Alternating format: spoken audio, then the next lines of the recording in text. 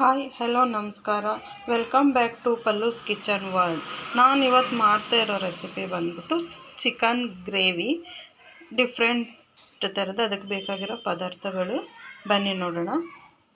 ಒಂದು ಚಿಕ್ಕದಾಗಿ ಹೆಚ್ಚಿಕೊಂಡಿರೋ ಈರುಳ್ಳಿ ಪೇಸ್ಟ್ ಮಾಡ್ಕೊಂಡಿದ್ದೀನಿ. ಒಂದು ಈರುಳ್ಳಿ, ದೊಡ್ಡ ಸೈಜ್ ಈರುಳ್ಳಿ ಒಂದು ಪೇಸ್ಟ್ ಮಾಡ್ಕೊಂಡಿದ್ದೀನಿ. ಶುಂಠಿ ಬೆಳ್ಳುಳ್ಳಿ ಪೇಸ್ಟು, ಟೊಮೊಟೊನ ಪೇಸ್ಟ್ ಮಾಡಿ ಇಟ್ಕೊಂಡಿದ್ದೀನಿ ರುಬ್ಬಿ. ಒಂದು ಚಿಟಿಕೆ ಅಷ್ಟು ಅರಿಶಿನ, 2 ಟೇಬಲ್ ಸ್ಪೂನ್ ಖಾರದ ಪುಡಿ, 2 ಟೇಬಲ್ ಸ್ಪೂನ್ ಧನಿಯಾ ಪುಡಿ, ರುಚಿಗೆ ತಕ್ಕಷ್ಟು ಉಪ್ಪು ಮತ್ತು ಚಿಕನ್ನು, ಎಣ್ಣೆ. ಇಷ್ಟು ಬೇಕಾಗಿದ್ದು. ಮಾಡೋದು ಹೇಗೆ ಅಂತ ಬನ್ನಿ ಫ್ರೆಂಡ್ಸ್ ನೋಡೋಣ. ಸ್ವಲ್ಪ ಎಣ್ಣೆ ಹಾಕಿ ಕುಕ್ಕರಿಗೆ ಒಂದು 2 ಟೇಬಲ್ ಸ್ಪೂನಷ್ಟು ಎಣ್ಣೆ,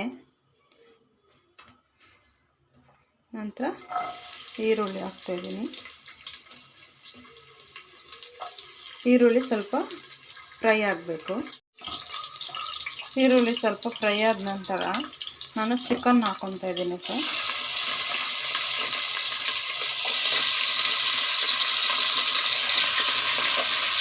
ಈ ಚಿಕನ್ನು ಸ್ವಲ್ಪ ಹೊತ್ತು ಇದೇ ಎಣ್ಣೆಯಲ್ಲಿ ಫ್ರೈ ಮಾಡೋಣ.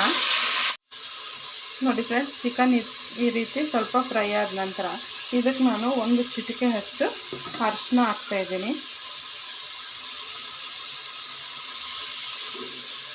ಅರಿಶಿನ ಹಾಕಿ ಚೆನ್ನಾಗಿ ಮಿಕ್ಸ್ ಮಾಡೋಣ.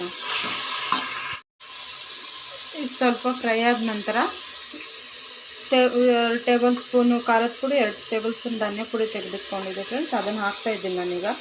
ಹಾಕಿ ಇದನ್ನು ಚೆನ್ನಾಗಿ ಮಿಕ್ಸ್ ಮಾಡಬೇಕು. ನೋಡಿ ಫ್ರೆಂಡ್ಸ್, ಇದಾಗಿದೆ. ಇವಾಗ ಇದಕ್ಕೆ ನಾನು ಶುಂಠಿ ಬೆಳ್ಳುಳ್ಳಿ ಪೇಸ್ಟ್ ಹಾಕ್ತಾಯಿದ್ದೀನಿ. 2 ಟೇಬಲ್ ಸ್ಪೂನಷ್ಟು ಶುಂಠಿ ಬೆಳ್ಳುಳ್ಳಿ ಪೇಸ್ಟ್ ಹಾಕ್ತಾಯಿದ್ದೀನಿ. ಇದನ್ನು ಚೆನ್ನಾಗಿ ಹಸಿ ವಾಸನೆ ಹೋಗೋವರೆಗೂ ಚಿಕನ್ ಜೊತೆಲಿ ಹುರ್ಕೋಬೇಕು ಚೆನ್ನಾಗಿ. ಇದು ಹಸಿ ವಾಸನೆ ಹೋದ ನಂತರ ಇದು ಈರುಳ್ಳಿ ರುಬ್ಬಿಟ್ಕೊಂಡಿದ್ದನ್ನು ಹಾಕ್ತಾಯಿದ್ದೀನಿ. ಎಲ್ಲನೂ ಸ್ವಲ್ಪ ಹೊತ್ತು ಹಸಿ ವಾಸನೆ ಹೋಗೋವರೆಗೂ ಚಿಕನ್ ಜೊತೆ ಚೆನ್ನಾಗಿ ಫ್ರೈ ಮಾಡ್ಕೋಬೇಕು ಫ್ರೆಂಡ್ಸ್. ಇದು ಸ್ವಲ್ಪ ಹುರ್ಕೊಂಡ್ಮೇಲೆ ನಂತರ ಟೊಮೊಟೊ ಪ್ಯೂರಿ ಹಾಕ್ತಾಯಿದ್ದೀನಿ. ಟೊಮೊಟೊ ಪೇಸ್ಟು ರುಬ್ಬಿಟ್ಕೊಂಡಿದ್ನಲ್ಲ ಅದನ್ನು ಹಾಕಿ ಇವಾಗ ಚೆನ್ನಾಗಿ ಎಲ್ಲ ಮಿಕ್ಸ್ ಮಾಡಿಕೊಂಡು ಸ್ವಲ್ಪ ಹೊತ್ತು ಹಸಿ ವಾಸನೆ ಹೋಗೋವರೆಗೂ ಹೀಗೆ ಮಿಕ್ಸ್ ಮಾಡಿ ಸ್ವಲ್ಪ ಬೇಯಕ್ಕೆ ಬಿಡ್ತೀನಿ ಫ್ರೆಂಡ್ಸ್. ಲಿಡ್ ಕ್ಲೋಸ್ ಮಾಡಿದ್ರೆ ಸ್ವಲ್ಪ ಹೊತ್ತು ಹಾಗೆ ಬಿಡ್ತೀನಿ. ಅದು ಚೆನ್ನಾಗೆಲ್ಲ ಮಿಕ್ಸ್ ಆಗಬೇಕು.